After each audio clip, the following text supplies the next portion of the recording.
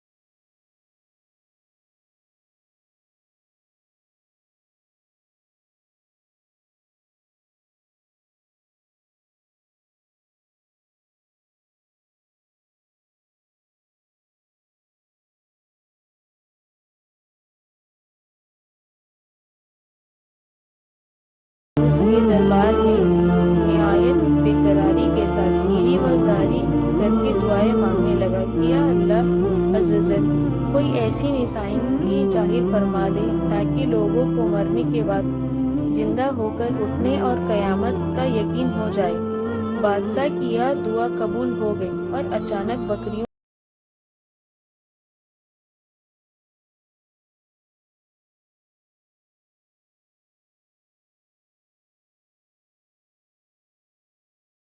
पर ऐसी हैबत वो दहशत सवार हो गई कि दीवारें गिरने वाले कांपते हुए वहां से भाग गए और असहाब के काफ अल्लाह के हुक्म से अपनी नींद से बेदार होकर उठ बैठे।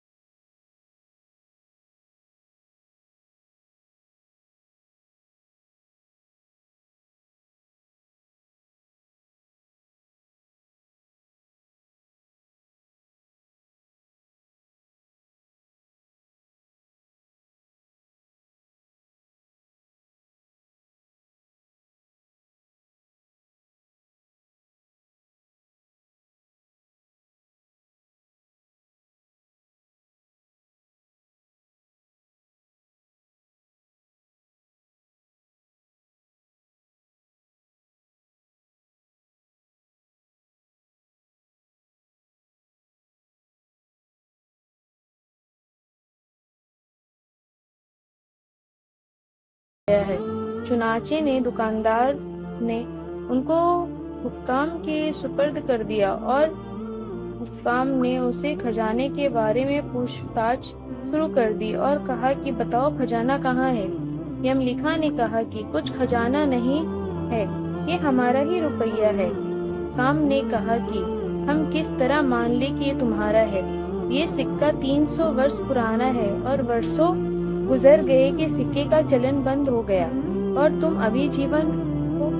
लिहाजा साफ साफ बताओ कि मसला हल हो जाए। ये सुनकर यमलिखा ने कहा कि तुम लोग ये बताओ कि दकनिस बादशाह का क्या हाल है। काम ने कहा कि आज रुए जमीन पर उस नाम का कोई बादशाह नहीं है। हाँ, सैकड़ों बरस गुजर इस नाम का एक बादशाह गुजरा है जो बदपुरुष था। यमलिखा ने कहा कि अभी कल ही तो हम लोग उसे खौफ से अपने ईमान और जान को बचाकर भागे हैं। मेरे साथी करीब एक घर में मौजूद है। तुम लोग मेरे साथ चलो, मैं तुम लोगों को उनसे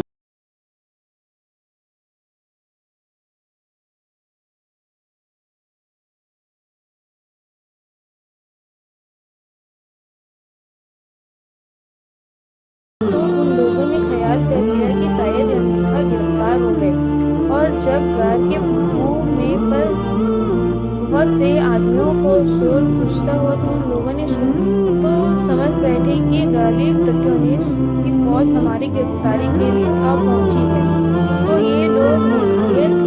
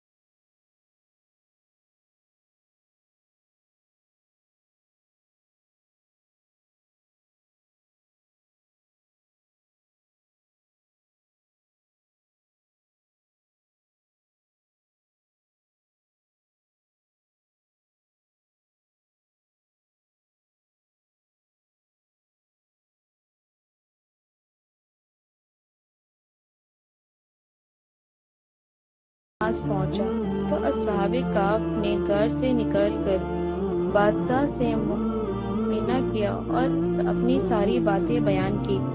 बैगलूस बादशाह सजदे में गिरकर खुदावंद कुद्दूस का शुक्र अदा करने लगा कि मेरी दुआ कबूल हो गई और अल्लाह ताला ने ऐसी निशानी जाहिर कर दी जिससे मौत के बाद जिंदा होकर उठने का हर